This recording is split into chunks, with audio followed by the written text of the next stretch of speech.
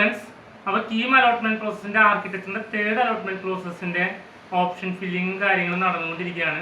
അപ്പോൾ അതുമായി ബന്ധപ്പെട്ട് ഒന്ന് രണ്ട് കാര്യങ്ങൾ ഞാൻ ക്ലിയർ ആക്കാനാണ് ഈ വീഡിയോ ചെയ്യുന്നത്. പല കുട്ടികളും ഡൗട്ട് ചോദിക്കുന്നുണ്ടായിരുന്നു. അപ്പോൾ തേർഡ് അലോട്ട്മെന്റ് പങ്കെടുക്കാൻ ആഗ്രഹിക്കുന്നവർ ഫ്രഷ് ആയിട്ട് ഓപ്ഷൻസ് കൊടുക്കേണ്ടതാണ്. അതോടൊപ്പം തന്നെ ആ ഓപ്ഷൻ ഫില്ലിങ്ങിന്റെ ഭാഗമാവാനായിട്ട് ഒരു രജിസ്ട്രേഷൻ ഫീസും അടയ്ക്കേണ്ടതാണ്. അപ്പോൾ ആ നിങ്ങൾ അടയ്ക്കുന്ന ഫീസ് നിങ്ങൾക്ക് സീറ്റ് കിട്ടുന്ന കോളേജസിന്റെ ഫീസിലേക്ക് കൺസിഡർ ചെയ്യുന്നതായിരിക്കും. 2000 rupees സംതിങ് ആണ് എക്സ്ട്രാ അടയ്ക്കേണ്ടി വരുന്നതെന്നാണ് എനിക്ക് മനസ്സിലായിട്ടുള്ളത്.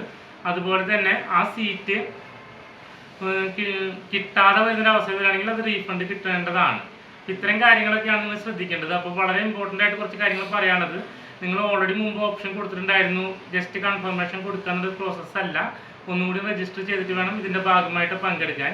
ഓൾറെഡി റാങ്ക് ലിസ്റ്റ് വന്നിട്ടുള്ളവർക്കും പ്രീവിയസ് അലോട്ട്മെന്റ് പ്രോസസ്സിൻ്റെ ഭാഗമായിട്ടുള്ള കുട്ടികൾക്കൊക്കെയാണ് ഇതിൽ പങ്കെടുക്കാനായിട്ട് അവസരമുള്ളത്. അതുപോലെ തന്നെ ഏതെങ്കിലും കോളേജിൽ അഡ്മിഷൻ കിട്ടിയിട്ട് സീറ്റ് എടുക്കാത്ത കുട്ടികൾ, അങ്ങനെ അലോട്ട്മെന്റ് പ്രോസസ്സിന് പുറത്തായിട്ടുള്ളവർ, അങ്ങനെയുള്ളവർക്കൊക്കെ ഈ ഒരു അലോട്ട്മെന്റ് പ്രോസസ്സിന്റെ ഭാഗമാവാനായിട്ട് ഫ്രഷ്ലി അവൈലബിൾ ആയിട്ട് ഓപ്ഷൻസ് ഉണ്ടെങ്കിലൊക്കെയാണ് സാധിക്കുള്ളൂ. അല്ലാതെ നമ്മൾ ഓൾറെഡി അലോട്ട്മെന്റ് പ്രോസസ്സിന്റെ ഭാഗമായിട്ട് നമുക്ക് സീറ്റ് കിട്ടി പുറത്തായി കഴിഞ്ഞ് കഴിഞ്ഞാൽ പിന്നീട് നമുക്ക് വീണ്ടും അതിന്റെ ഭാഗത്തേക്ക് കയറാനായിട്ട് സാധ്യത വളരെ കുറവാണ്. ഇതുമായി ബന്ധപ്പെട്ടിട്ട് 29-ാം തീയതിയാണ് website open for online option registration four architecture engineering pharmacy. 2-ാം തീയതി വരെയാണ് ഉള്ളത്. 4-ാം തീയതി പ്രൊവിഷണൽ അലോട്ട്മെന്റ് വരും.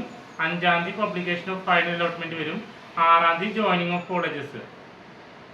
അപ്പോൾ 7-ാം തീയതിക്കുള്ളിൽ college authorities have to approve and submit list of admitted candidates, പുതുതായിട്ട് കിട്ടുന്ന കുട്ടികൾ. അപ്പോൾ നിങ്ങൾക്ക് ഓൾറെഡി ഒരു സീറ്റ് കിട്ടി, ഇതിൽ വീണ്ടും പങ്കെടുക്കുന്നത് വഴി നിങ്ങൾക്ക് ഒരിക്കലും ആ കിട്ടിയ സീറ്റ് നഷ്ടപ്പെടുന്നതല്ല.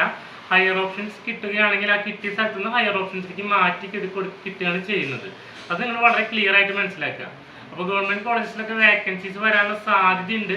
അപ്പോൾ നിങ്ങളിപ്പോൾ കൊടുത്തിട്ടുള്ള 5th ഓപ്ഷൻ ഏതെങ്കിലും ഒരു പ്രൈവറ്റ് കോളേജിലാണ് സീറ്റ് കിട്ടിയിട്ടുള്ളതെങ്കിൽ നിങ്ങൾ ഗവൺമെന്റ് കോളേജസിനെ പ്രയോറിറ്റിയിൽ നിലനിർത്തുന്നത് കൊണ്ടോ അല്ലെങ്കിൽ ആഡ് ചെയ്ത് കൊടുക്കുന്നത് കൊണ്ടോ നിങ്ങൾക്ക് ഒരു തരത്തിലുള്ള ബുദ്ധിമുട്ടുകൾ ഉണ്ടാവുന്നതല്ല.